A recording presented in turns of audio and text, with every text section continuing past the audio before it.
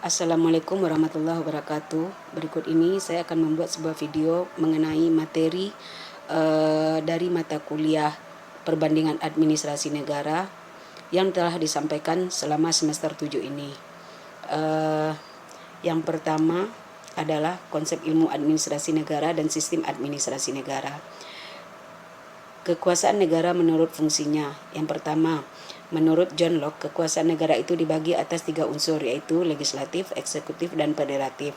B. Menurut Montesquieu, kekuasaan negara itu juga dibagi atas 3, yaitu legislatif, eksekutif, yudikatif. Tapi dalam konsepnya, pembagian kekuasaan ini harus terpisah dari unsur yang satu dengan unsur yang lainnya. Dalam pelaksanaannya, yang dilakukan adalah pembagian kekuasaan. C. Menurut para ahli lainnya bahwa fungsi penyelenggara negara adalah fungsi politik, fungsi administrasi. 4 faktor kesulitan dalam merumuskan administrasi negara sebagai sebuah disiplin ilmu. Yang pertama adalah tidak adanya teori dasar dari sebuah teori. Tidak adanya teori dasar. Sebuah teori dasar harus dimiliki oleh sebuah cabang ilmu untuk menjadi sebuah ilmu pengetahuan. 2. Universalisasi dan generalisasi dari ilmu administrasi negara itu sendiri yang sangat sulit didapat karena faktor kondisi. 3. Pemisahan politik dan administrasi dianggap sebagai suatu saran yang tidak penting. Pengertian administrasi negara. Administrasi negara adalah teori administrasi yang merupakan sebuah konsep mengenai A. Apakah yang dimaksud dengan administrasi negara? B. Bagaimanakah caranya memperbaiki hal-hal yang sudah dikerjakan oleh administrasi negara? C. Mengapa orang berperilaku tertentu dalam administrasi? D. Dengan cara apakah aparatur negara dan yang dapat disusun dan dikoordinasikan untuk mencapai tujuan-tujuan yang telah ditetapkan? Sistem administrasi negara dipengaruhi oleh faktor-faktor situasi lingkungan. Dalam sistem administrasi negara ada beberapa proses yang harus dilalui. Yang pertama yaitu input, konversi, output, dan feedback. Jadi secara keseluruhan sistem administrasi negara adalah urusan penyelenggaraan negara dengan memanfaatkan dan mendayagunakan kemampuan aparatur negara serta segenap dana dan daya yang ada demi tercapainya tujuan bangsa. Ekologi administrasi negara membawa pengaruh besar terhadap proses aparatur dalam administrasi negara. Selanjutnya kita akan masuk kepada materi selanjutnya, yaitu pengertian perbandingan administrasi negara adalah pengertian perbandingan administrasi negara. Dalam perbandingan administrasi negara ada 3 konsep, yaitu 1. Perbandingan artinya melakukan penilaian terhadap 2 hal yang sama terhadap objek tertentu atau menyamakan dan membedakan 2 objek atau lebih. Yang kedua adalah administrasi, artinya sebagai suatu bentuk pengorganisasian tugas-tugas dan kegiatan dari berbagai tingkatan dan jenis pekerjaan secara sistematik dalam organisasi. Yang selanjutnya adalah administrasi negara adalah keseluruhan penyelenggaraan kekuasaan pemerintah dengan memanfaatkan mendayagunakan segala kemampuan aparatur negara serta segenap dana dan daya untuk menciptakan tujuan dan terlaksananya tugas negara. Selanjutnya adalah batasan administrasi negara mengandung proses penyelenggaraan bidang tertentu, yaitu 1. Negara. Kerjasama antar lembaga-lembaga negara terdapat dalam suatu unsur negara sebagai sebuah institusi. Yang kedua adalah warga negara. Jadi dari uraian di atas dapat disimpulkan bahwa pengertian administrasi negara secara kolektif yang meliputi segenap proses penyelenggaraan negara oleh organisasi yang terdiri dari lembaga-lembaga dengan fungsi masing-masing yang tumbuh dan hidup dalam suatu negara dan semuanya diarahkan untuk mencapai tujuan negara. Jadi perbandingan administrasi negara akan memberikan hasil-hasil yang efektif dan pencapaian tujuan bernegara. Perbandingan administrasi negara adalah ilmu pengetahuan yang mengkaji sistem pelayanan negara dengan pendekatan perbandingan. Fungsi ilmu perbandingan administrasi adalah untuk mendorong perbaikan dengan berdasarkan hasil analisa dan studi perbandingan dengan kombinasi yang akan memberikan manfaat yang besar yang akan diterapkan dalam proses penyelenggaraan negara atau pemerintahan yang modern. dan akan meningkatkan kualitas pelayanan yang diberikan kepada masyarakat. Selanjutnya, kita akan masuk kepada ruang lingkup perbandingan administrasi negara. Ada 3 ruang lingkup yang akan dibahas dalam kesempatan kali ini, yaitu kronologis. Dalam perbandingan dilihat dari segi kronologisnya ini, ada beberapa hal yang harus diperbandingkan yang diadakan terhadap dan tentang 2 sistem administrasi negara atau lebih. Di dalam suatu negara atau lingkungan kebudayaan yang sama pada periode atau dimensi waktu yang berbeda, negara Indonesia pada zaman Hindia Belanda dengan zaman Republik Indonesia zaman Jepang dengan zaman Republik Indonesia saat ini. Perbandingan institusional. Dalam hal ini perbandingan adalah sistem administrasi yang memproses pada 2 atau lebih institusi yang berbeda. Dalam satu lingkungan yang sama, misalnya perbandingan antara sistem administrasi sipil dengan sistem administrasi militer di negara Indonesia. Yang selanjutnya adalah silang kebudayaan. Dalam hal ini yang diperbandingkan adalah sistem administrasi negara yang berada pada 2 negara atau lebih dengan lingkungan kebudayaan yang berbeda. Misalnya perbandingan administrasi negara Indonesia dengan sistem administrasi negara Thailand. Selanjutnya perkembangan perbandingan administrasi negara.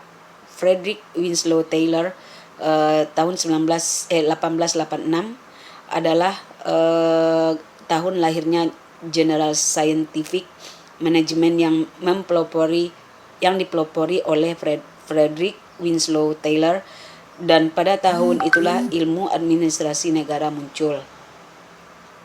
Kemudian Roscoe C. Martin 1920. Pada tahun 1920 menurut Roscoe C. Martin, administrasi negara berkembang menjadi studi yang sangat luas. Bintoro Cokro Amijoyo 1926. Menurut Bintoro, perkembangan ilmu administrasi negara diperkuat dengan terbitnya salah satu buku administrasi pertama yang ditulis pada tahun 1926 dan tahun 1927.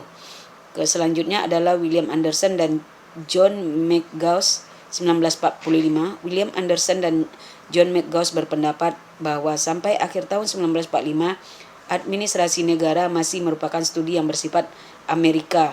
Dengan karya tulis William J. Siffin tahun 1957, usaha pengembangan studi ini semakin meluas, terbukti dengan semakin meningkatnya karya tulis tentang studi ini. Untuk menunjukkan lebih mantapnya identitas ilmu tersebut, selanjutnya dilakukan inventarisasi kepustakaan, yang selanjutnya dilakukan klarifikasi sesuai dengan kebutuhan. Usaha ini dipelopori oleh Fred W. Rix dan Farrell Hadley. Materi selanjutnya adalah politik Amerika. Amerika Serikat merupakan negara demokrasi konstitusional dengan sistem 3-tier dan institusi kehakiman yang bebas. Terdapat 3 peringkat nasional, yaitu negara bagian dan pemerintahan lokal yang memiliki badan legislatif dan eksekutif dengan bidang kekuasaan masing-masing. Negara ini menggunakan sistem persekutuan atau federalisme di mana negara pusat dan negara bagian berbagi kekuasaan. Negara pusat berkuasa terhadap beberapa perkara seperti percetakan mata uang Amerika serta kebijakan pertahanan. Namun negara-negara bagian yang berkuasa menentukan hak dan undang-undang masing-masing seperti hak pengguguran bayi dan hukum maksimal dalam hal undang-undang. Di negara ini semua rakyat yang berusia 18 tahun ke atas berhak memilih dalam pemilu untuk pemilihan presiden yang diadakan setiap 4 tahun sekali, dan pemilihan terakhir adalah di bulan November tahun 2020. Di samping itu, untuk pemilihan presiden ada pula pemilu paruh waktu yang diadakan pada pertengahan masa jabatan presiden. Dalam pemilihan ini, yang dipilih bukanlah presiden melainkan seluruh anggota Dewan Perwakilan dan sepertiga dari semua senator di tiap negara bagian. Paham liberal di Amerika Serikat disebut liberalisme modern atau liberalisme baru. Sekarang para politisi Amerika Serikat mengakui bahwa paham liberalisme klasik ada kaitannya dengan kebebasan individu yang bersifat luas, tetapi mereka menolak ekonomi yang bersifat laissez-faire ya, atau liberalisme klasik yang menuju ke pemerintahan interventionisme yang merupakan penyatuan persamaan sosial dan ekonomi. Umumnya, hal tersebut disepakati pada dekade pertama abad 20 yang tujuannya menuju keberhasilan suatu hegemoni para politikus dalam negeri. Tapi kesuksesan tersebut mulai merosot dan menghilang pada tahun 1970-an. Pada saat itu, konsensus liberal telah dihadapkan pada suatu dead blow atau dengan robohnya pemerintahan Bretton Woods, sistem yang dikarenakan kemenangan Ronald Reagan dalam pemilihan presiden tahun 1980 yang menjadikan liberalisme suatu arus kuat dalam politik Amerika Serikat pada tahun tersebut. Ideologi Amerika Serikat. Ideologi Amerika Serikat adalah yang tertulis dan diadopsi pada tahun 1789 sebagai hasil kerja keras dari Hamilton dan Murat. Ideologi Amerika Serikat mempunyai ciri-ciri: 1. Demokrasi merupakan bentuk pemerintahan yang baik. Anggota masyarakat memiliki kebebasan intelektual terhadap kebebasan berbicara, kebebasan beragama, dan kebebasan pers. 3. Pemerintah hanya mengatur kehidupan masyarakat secara terbatas dan kemudian diputuskan untuk membuat sedikit keputusan untuk rakyat sehingga rakyat bisa membuat keputusan untuk dirinya sendiri. 4. Kekuasaan dari seorang terhadap orang lain merupakan hal yang sangat buruk. Oleh karena itu pemerintahan dijalankan sedemikian rupa sehingga penyalahgunaan kekuasaan dapat dicegah. 5. Masyarakat yang bahagia apabila setiap individu atau sebagian besar individu bahagia. Selanjutnya adalah bentuk pemerintahan Amerika Serikat. Bentuk pemerintahan Amerika Serikat adalah federasi, yaitu sebuah bentuk pemerintahan yang dimana beberapa negara bagian bekerjasama dan membentuk negara kesatuan. Dalam sebuah federasi, setiap negara bagian biasanya memiliki otonomi yang tinggi yang bisa mengatur pemerintahan yang cukup bebas. Sistem pemerintahan Amerika Serikat didasarkan atas Konstitusi 1787 yang telah mengalami amandemen beberapa kali. Amandemen Amerika Serikat dengan tradisi demokrasi sering dianggap sebagai demokrasi yang kebebasan. Pokok-pokok sistem pemerintahan Amerika Serikat adalah: 1. Bentuk negara federasi, bentuk negara republik, dan sistem pemerintahan adalah presidensial. 2. Adanya pemisahan kekuasaan yang tegas antara eksekutif, legislatif, dan yudikatif. 3. Badan tersebut terjadi check and balance sehingga tidak ada yang terlalu dominan. Kekuasaan eksekutif dipegang oleh presiden yang berkedudukan sebagai kepala negara dan kepala pemerintahan. Kekuasaan legislatif terletak pada parlemen yang disebut Kongres. Kongres terdiri dari 2 kamar, yaitu Senat dan House Representative. Anggota Senat terdiri dari perwakilan tiap negara bagian masing-masing 2 orang. Kekuasaan yudikatif berada pada Mahkamah Agung atau Supreme Court yang bebas dan merdeka. Yang keenam, sistem kepartaian menganut 2 partai yang dominan, yaitu Partai Demokrat dan Partai Republik. Sistem pemilu menggunakan sistem distrik. Kedelapan, sistem pemerintahan negara bagian menganut sistem prinsip yang hampir sama dengan pemerintahan federal. Negara bagian dipimpin oleh gubernur dengan mempunyai parlemen yang berupa bikameral.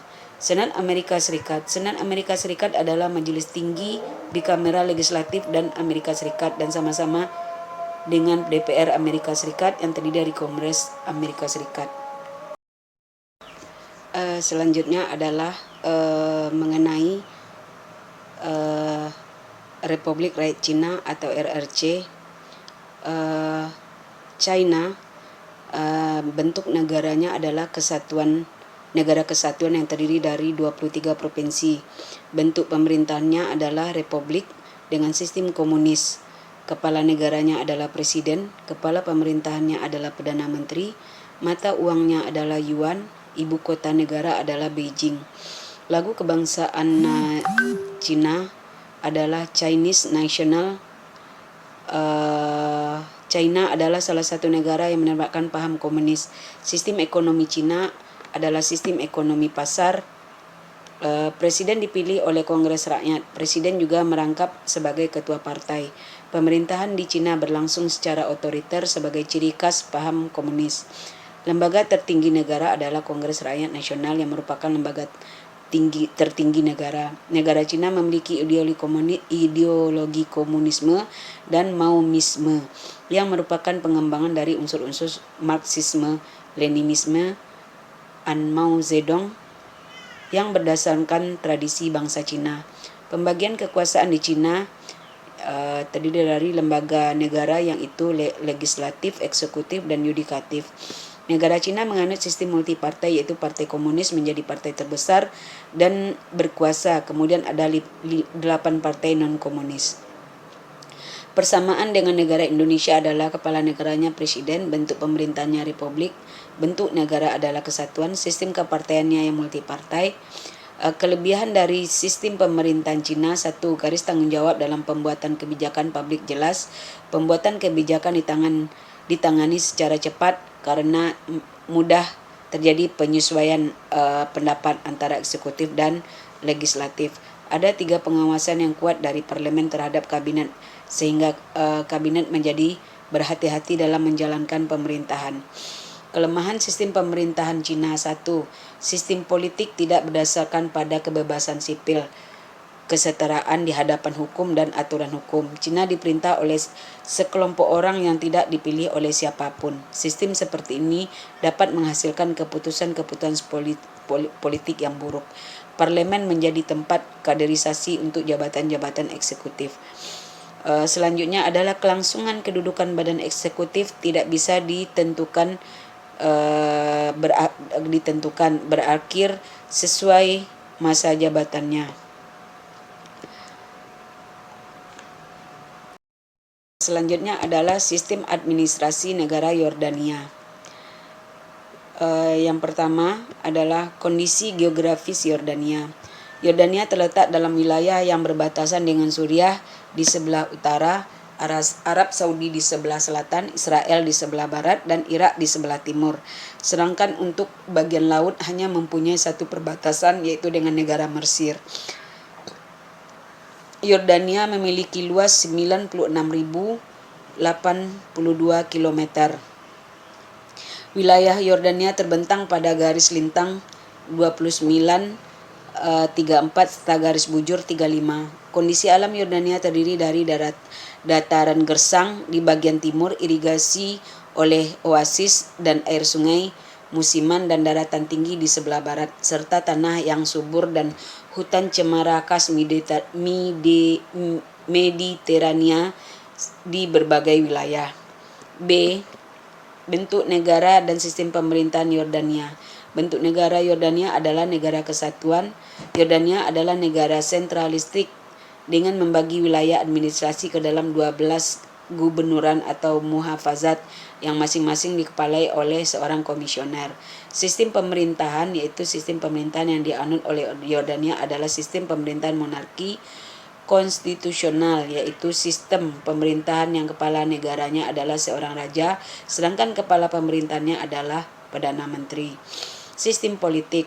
Lembaga atau badan negara Yordania terdiri dari raja, dewan menteri, majelis nasional, dan mahkamah pengadilan. Partai politiknya.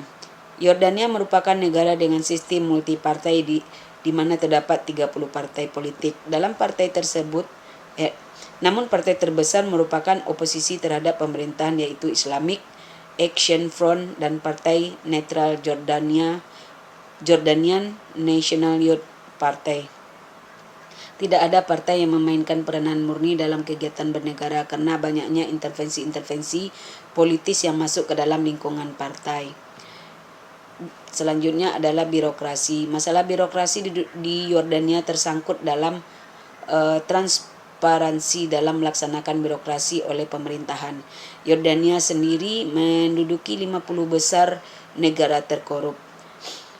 F. Demografis Yordania. Mayoritas penduduk Yordania merupakan etnis Arab mencapai 98% dari total populasi, sementara sisanya terdiri dari kelompok etnis Armenia dan Sirkasia yang terdiri dari masing-masing 1% dari total populasi, dengan tingkat pertumbuhan populasi yang terbilang rendah, yaitu sebesar 0,965%. Total penduduk Yordania saat ini adalah sebanyak 6.482.081 jiwa.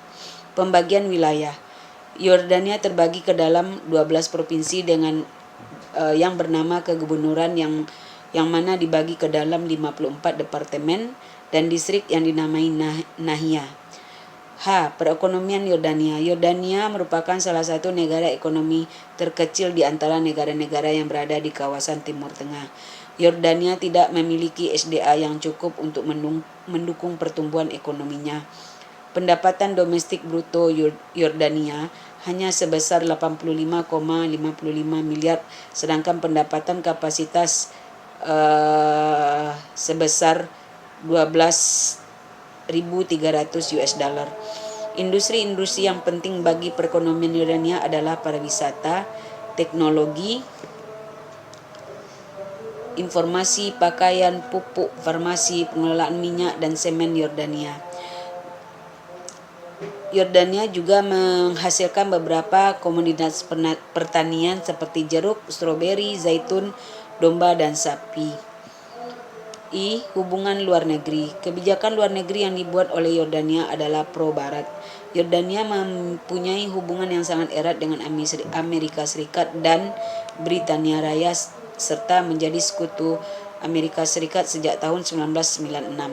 Yordania adalah salah satu dari 3 negara Liga Arab yang menjalin hubungan diplomatik dengan Israel sebagai negara berdaulat yang merdeka sejak tahun 1946. Yordania juga bergabung sebagai anggota PBB dan lembaga internasional lainnya yang berada di bawah naungan PBB. Yordania juga merupakan negara anggota dan organisasi OKI. Materi selanjutnya adalah sistem pemerintahan Inggris. Inggris adalah negara kesatuan yang terdiri dari England, Scotland, Wales, dan Irlandia Utara. Ibu kota negara Inggris adalah London. Inggris memiliki bentuk negara kesatuan. Bentuk pemerintahannya monarki konstitusional dan sistem pemerintahannya adalah parlementer murni. Bentuk pemerintahan monarki konstitusional ini memiliki sistem eksekutif terikat kepada pemimpin negara yaitu raja atau ratu. Kekuasaan raja dan ratu ini bersifat simbolis dan tidak dapat diganggu-gugat, sedangkan pemerintahan dipimpin oleh seorang Perdana Menteri. Sedangkan legislatif punya 2 lembaga yaitu House of Lords, Majelis Tinggi. Lembaga ini terdiri dari para bangsawan dan diangkat secara turun-temurun dengan anggota 731 orang dengan masa jabatan seumur hidup. Yang kedua adalah House of Commons, Majelis Rendah. Lembaga ini terdiri dari rakyat biasa dan diangkat melalui pemilu dengan anggota 646 orang dengan masa jabatan 5 tahun. C. Yudikatif. Yudikatif terdiri dari Mahkamah Agung, Pengadilan Tinggi, Pengadilan Mahkota. Majelis Rendah terdapat 2 partai yaitu Partai Buruh yang diwakili oleh para guru, pejabat asosiasi buruh dan tenaga terampil. Yang kedua adalah Partai Konservatif yang diwakili oleh orang yang berlatar belakang bisnis. Sedangkan pemilu menggunakan sistem distrik. Perdana Menteri dibantu oleh Dewan-Dewan Menteri. Demikianlah penyampaian materi dari saya. Banyak salah dan kekurangannya saya mohon dimaafkan. Assalamualaikum warahmatullahi wabarakatuh.